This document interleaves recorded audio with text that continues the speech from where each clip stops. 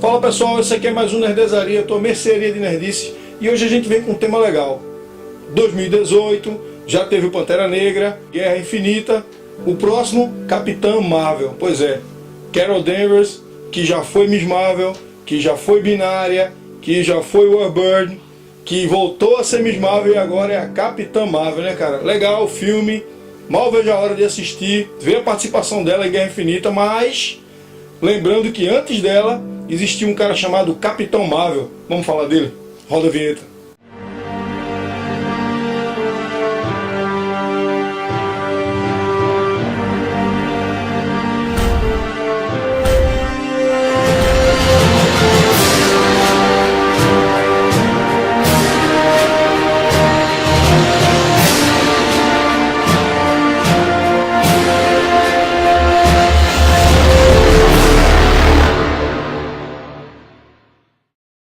Bom, o Capitão Marvel ele foi criado em 1967 pelo grande Stan Lee e pelo Jim Collins desenhando, claro, dando o visual dele.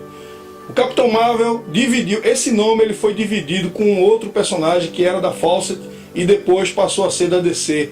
É mesmo, aquele vestido de vermelho, a criança, o Billy Batson, que dizia a palavra Shazam e se transformava no poderoso mortal mais poderoso da Terra, o Capitão Marvel. Bom, mas isso foi resolvido. Hoje esse personagem se chama Shazam. Como foi resolvido não é interessante, não vamos falar dele aqui, porque a gente está aqui hoje para falar do Capitão Marvel, da Marvel, que inclusive o nome dele alienígena é Marvel. Alienígena, isso sim, ele é alienígena, ele é do planeta Kree, do Império Kree, que não é só um planeta, né cara, é um império, ele engloba vários outros planetas. O Capitão Marvel nasceu em Kree-Lar, uma das colônias do Império Kree. E ele sofreu bullying, sofreu discriminação. Por quê? Porque o Capitão Marvel, ou Marvel, como ele era chamado, ele tinha pele caucasiana, que é uma pele que se assemelha mais ou menos à pele dos terráqueos. Enquanto os Krees, a maioria, em sua maioria, são azuis. Bom, o Capitão Marvel venceu.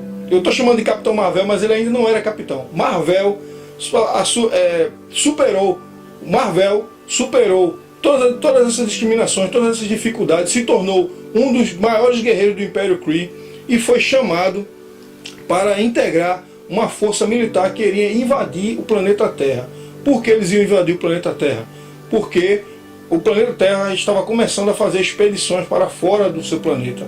E existia uma base chamada Base de Cabo Canaveral, que seria o alvo dos Krees. Eles começariam a invadir a Terra por ali, por Cabo Canaveral. E o Capitão Marvel ele foi chamado para integrar essa equipe que iria invadir a Terra a partir do Cabo Canaveral. Na sua equipe tinha a oficial de comunicações e médica Una, que era o amor da vida do Capitão Marvel, e tinha o oficial comandante da nave, um ser vil, um ser muito perigoso chamado Yon-Hog, que era o rival de Marvel, pois ele era apaixonado por Una. Esse amor não era correspondido, claro, porque Una era apaixonada por Marvel. Quando chegaram no planeta Terra, Yon-Hog decidiu que Marvel deveria invadir a Terra sozinho, deveria ir ao planeta Terra sozinho. Enquanto a nave ficava em órbita, ele invadiria a Terra sozinho. Não a princípio para atacar, mas para estudar.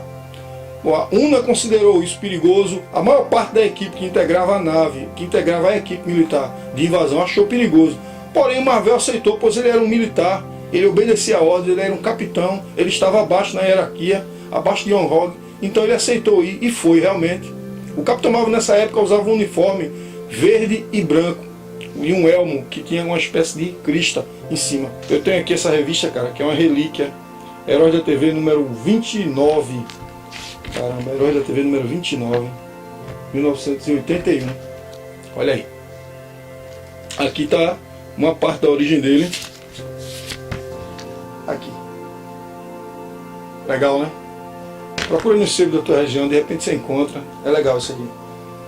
Bom, o Capitão Marvel foi, invadiu, chegou à Terra, botou o seu uniforme verde e branco e assumiu também uma identidade terráquea. Uma vez que ele tinha a cor, ele tinha a pele semelhante à nossa, ele pôde se misturar à nossa raça sem ser percebido. Então ele assumiu uma identidade, passou a trabalhar em Cabo Canaveral e passou a avaliar e ver como é que poderiam invadir a Terra a partir dali. Bom, Porém, lá ele arranjou uma amiga chamada Carol Danvers, que a gente sabe que no futuro se tornaria Miss Marvel, que eu já falei lá atrás. Bom, ele passou a observar e estudar a Terra e passar os relatórios para Young-Hog na nave. Vez por outra ele encontrava a Una com muita dificuldade, pois Young-Hog tornava esse encontro sempre difícil. Young-Hog também foi responsável por várias tentativas para matar o Capitão Marvel. Era enviado várias vezes, vários mercenários foram enviados, várias armadilhas foram preparadas para que o Capitão Marvel caísse. Porém, nesse processo, o Capitão Marvel, ao estudar o planeta Terra, começou a se identificar com a raça. E pela sua amizade com Carol, ele passou também a admirar a raça terráquea, começou a ver que os terráqueos tinham um potencial para o bem, e isso passou a tornar a ideia de invasão um pouco, não muito definida na mente do militar. Young-Hog se aproveitou disso e começou a acusar o Capitão Marvel de traição.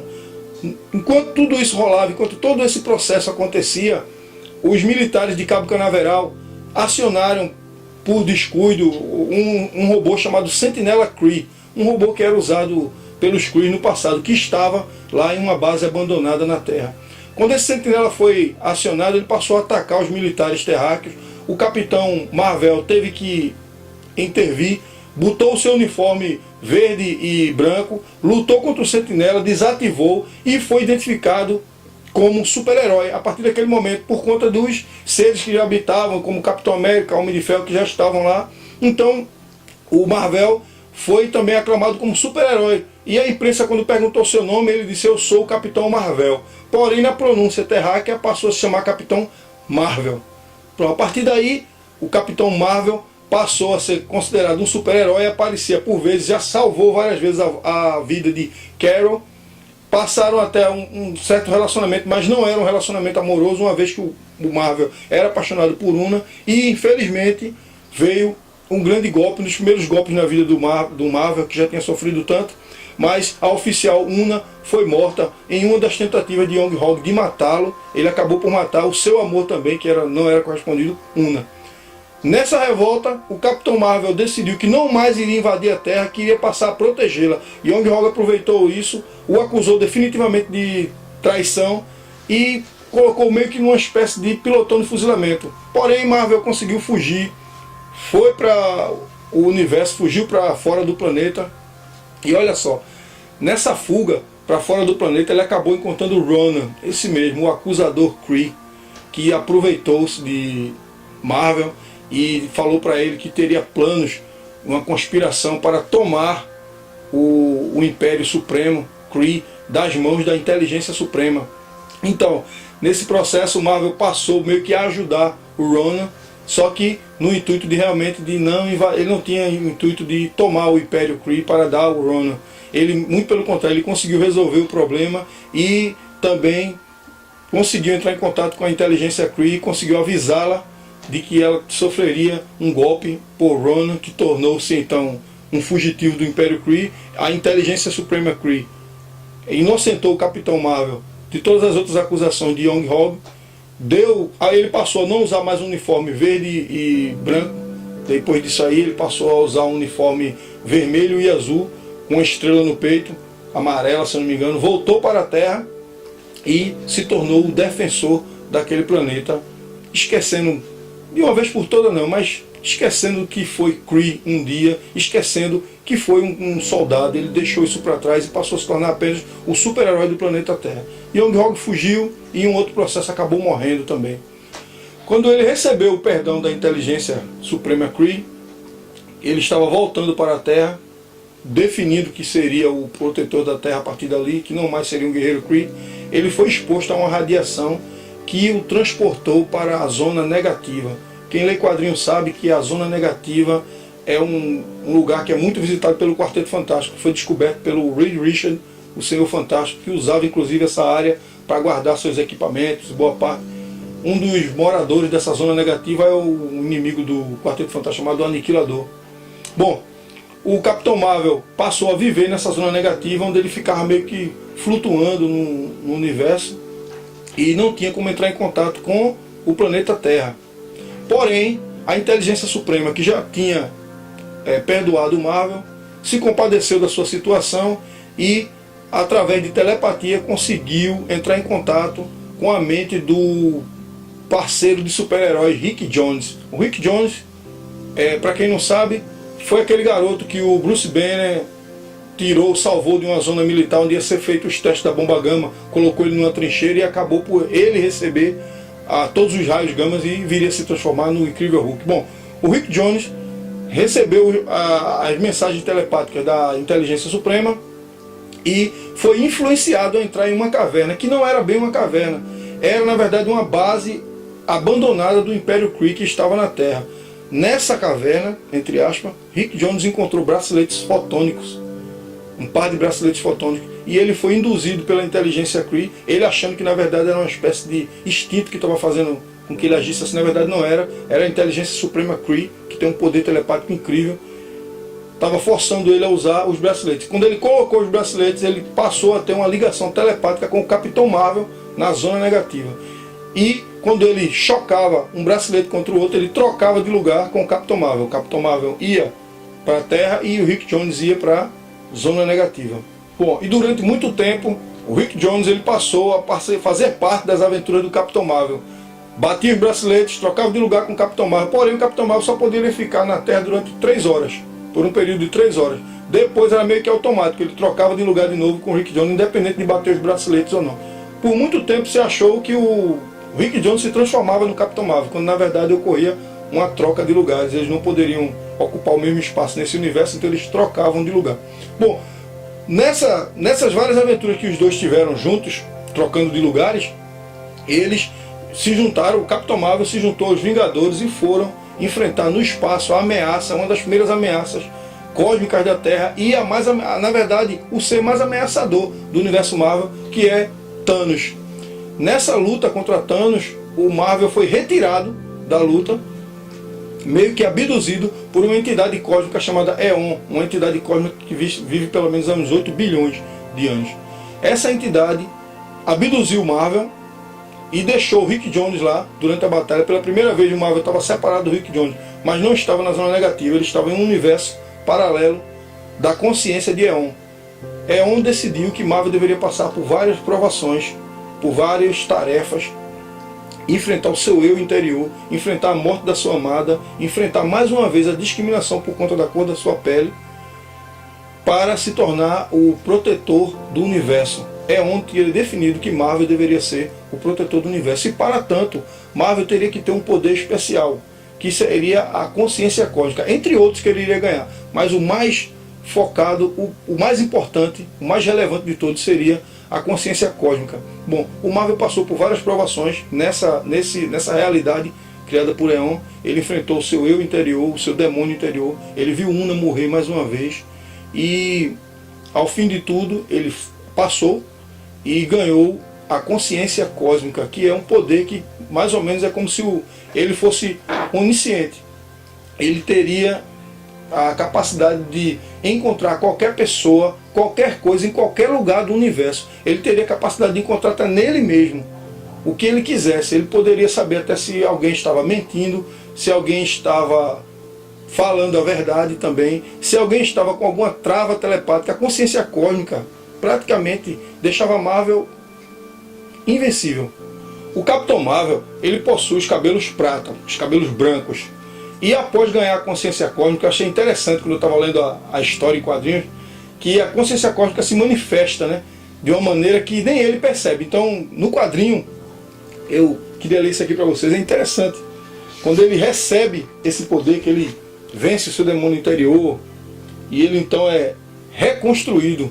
Ele é reconstruído como o Capitão Marvel aqui, e há algumas mudanças no uniforme dele, como as botas e os braceletes, que ficam dourados. Então, quando ele volta, ele diz aqui para Eon, que eu acho muito legal isso aqui, ele fala: mas você alegou que eu mudaria. Algumas alterações no uniforme, meu cabelo agora é loiro, mas não são grandes mudanças. Então Eon diz para ele: você vê, mas não entende. Como sabe que seu cabelo é loiro se você não está olhando no espelho? Cara, isso é a consciência cósmica. Ele sabe que o cabelo dele agora está loiro, sem precisar olhar. Bom, então Logo isso acontece, ele é recolocado lá na batalha contra Thanos e, graças à consciência cósmica, ele é um fator determinante para que Thanos seja vencido e pela primeira vez foi rechaçado. Muito legal isso aí. Bom, durante todas as suas aventuras, após ganhar a consciência cósmica, ele ganhou outros poderes. O seu voo, ele passou a voar de uma maneira mais limpa e o seu voo deixava cintilações no ar, que era também uma expressão da consciência cósmica. Depois ele vai falar até sobre essa cintilação. Quando ele acionava a consciência cósmica, o seu rosto ficava meio que como se fosse o universo. E eu achava isso interessante no quadrinho, ver isso, né? Era como se fosse um estado de concentração total que ele acionava e tinha acesso, meio que... É como se hoje a gente acessa a internet. Então, a consciência cósmica do Capitão era isso, era uma forma dele acessar o universo sem sair dali do lugar. Ele acessava a partir da mente dele. Muito legal mesmo. Muitas foram as aventuras do Capitão Marvel após ele ganhar a consciência cósmica e vencer o Thanos pela primeira vez. Inclusive, se separar de Rick Jones. Após um tempo, isso foi possível. Eles se separaram, os dois passaram a existir no universo aqui que nós conhecemos. O Rick Jones seguiu em frente com a sua carreira de músico, que era o seu sonho, e o Capitão Marvel passou a lutar em defesa da Terra de maneira solitária, que é o seu estilo, né? Porém, na década de 80, nossa, isso porém, foi tão porém, não foi? Mas na década de 80, teve uma aventura que ia marcar a vida do Capitão, cara. Ele enfrentou um cara chamado Nitro, e esse cara pretendia acabar com pretendia acabar com a vida em uma determinada região do planeta usando um gás mortífero, né? Ele pretendia isso, com isso, um ato de terrorismo. Só que o Capitão Marvel interveio e o artefato que iria liberar o gás já tinha sido acionado e o Capitão Marvel prendeu a saída do gás com as próprias mãos. E aí está a grande fase do Capitão Marvel, o grande momento do Capitão Marvel, pois quando ele interrompeu o fluxo do gás com as mãos, o gás era tão mortífero que causou câncer no super-herói. E em 1982, na graphic novel número 3, escrita por Jim Starlin, nós vimos a primeira vez que eu vi um herói realmente morrer, cara, foi essa aqui. A morte do Capitão Marvel. O gás que causou câncer nele, né? O câncer causado pelo gás estava matando o Capitão Marvel. Ele se afastou do planeta Terra, foi morar em Titã, que é uma das luas de Saturno, se eu não me engano. É moradia também de Mentor e Eros, que são pai e irmãos de Thanos, que não são do mal, né? Obviamente. O Eros, inclusive, já foi um vingador chamado Star Fox. Procura lá nas revistas Herói da TV, Super Aventuras Marvel, que você vai encontrar o Star Fox lá. É o Eros, ele é irmão de Thanos. Bom, o Capitão Marvel foi viver lá em busca de uma cura também, pois ele ainda não aceitava essa condição, mas o câncer era realmente terminal, não tinha tratamento, e o Capitão Marvel passou a viver em Titã e passou meio que a registrar sua vida gravando, falando e tal. E nos seus momentos finais, apesar dos Vingadores, X-Men, Doutor Estranho e tantos outros, até o próprio Thor vieram em busca de uma cura para ele, mas não conseguiam, porque, pasmem, os braceletes que ele usava, os braceletes fotônicos, que impediam que ele morresse pelo câncer, também impedia qualquer tipo de tratamento. Então, se retirasse o bracelete, ele morria. Se permanecesse o bracelete, também nenhum tratamento funcionava. Então, era decidido que o Capitão iria morrer. E em 1982, o Capitão estava condenado à morte quando foi visitado pela raça que é um dos maiores inimigos da raça Kree, que é a raça Skrull. O visitou em seus momentos finais, deram uma medalha de honra por ele ter sido um inimigo valoroso, incrível esse aqui. A raça Kree não mandou nenhum representante vê-lo.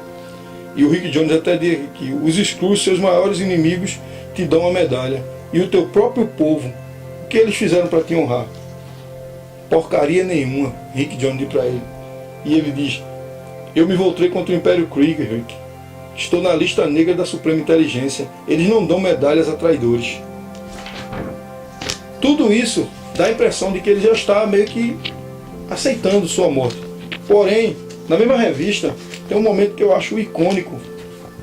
Se você tiver a possibilidade de ler, dá uma lida lá. Ele demonstra para todo mundo que está aceitando essa situação de morrer, mas aí ele tem uma crise de tosse, passa mal, então ele dá um murro no monitor que está perto aqui. Eu acho isso aqui bem humano da parte dele e bem forte da parte do roteirista, do escritor, ter colocado isso aqui. Ele diz: invasores alienígenas, vilões, monstros, mutantes, todos tentaram, mas nenhum conseguiu me destruir. Eu enfrentei a todos e venci, eu sobrevivi. Quem poderia imaginar que no final meu próprio corpo se voltaria contra mim? Isso é a pergunta de muita gente, né? Em alguns momentos. E ele foi bem forte aqui, foi bem humano. Essa situação aqui foi bem humana. Bom, em seus momentos finais, o Capitão Marvel entra em coma e Mentor, o pai de Thanos, diz que não tem mais jeito, agora é só esperar a hora, ele diz aqui, nesse momento aqui. Então ficam os heróis rodeando sua cama. Ele entrou em coma, e nos seus momentos finais, esperando a morte, quem lhe aparece? Thanos. A gente não sabe bem se é que foi Thanos, realmente, ou se foi uma produção da sua mente para aceitar aquele fim. O Thanos vem então para recebê-lo e levá-lo e guiá-lo nesse novo processo que seria a morte. A princípio ele fica contra, ele luta, pois aparecem alguns vilões, meio que como se fosse uma projeção da sua mente já nos seus momentos finais. Ele luta contra esses vilões, o próprio Young Hog aparece aqui embaixo. Ele luta, mas ao fim de tudo, Thanos, ou a imagem que se diz Thanos, explica para ele que aquilo não é o final, mas sim o começo, e que ele deve aceitar, que essa é só mais uma aventura a qual ele deve seguir em frente. Então aqui ele aceita o beijo da morte, se entrega e parte para a eternidade com Thanos e a morte, e dizendo que não é o fim, mas sim o começo.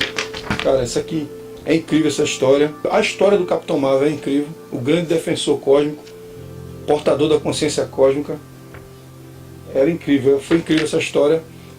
E aí ele morreu, em 1982 morreu, não voltou. É uma coisa incrível, é isso aí que eu acho interessante, porque o Flash voltou, o Flash da DC nele voltou, porém o Capitão Marvel ele nunca voltou. Tem histórias em que ele vem, é um Capitão de outra realidade, é um Capitão Marvel mais novo, mas não existe a volta do Capitão Marvel, ele não ressuscitou. Bom, o Capitão Marvel teve dois filhos, o James Vell, que foi só descoberto depois da morte dele, o Capitão Marvel não conheceu nenhum dos dois. Teve o James Vell e a Phyla Vell, uma mulher. O James Vell também usou o nome de Capitão Marvel durante um tempo e também foi ligado ao Rick Jones por um tempo. Ele também ficou um tempo na zona negativa, meio que como se fosse aí uma tentativa de trazer aquela relação, né, herói-adolescente, mas infelizmente não deu certo. O James Vell deixou de se chamar Capitão Marvel, passou a se tornar Legado. Ele já era chamado de Legado antes, voltou a se chamar Legado, e hoje em dia, se eu não me engano, se chama Photon. A Phyla Vell apareceu depois de um tempo. Ela é o fruto do Capitão Marvel com Elysius, se eu não me engano, uma titã. E ela também por um tempo se chamou Capitã Marvel, depois passou a se chamar Quasar, que também é o nome de um herói terráqueo que também passou a ser o defensor do universo no lugar do Capitão Marvel. Porém, nesse período, quem substituiu ele foi Phyla Vell, se tornou Quasar. Ela usava uma espécie de sabre, uma espada estrela enorme, usava um capuz. Ela chegou a fazer parte de uma das versões do Guardiões da Galáxia. Bom, e é isso. Espero que vocês tenham gostado. Essa é a história do Capitão Marvel, da Marvel, o Capitão Marvel. A gente se encontra por aí. Curta a nossa página, se inscreve no nosso canal que vem mais novidades por aí. Valeu!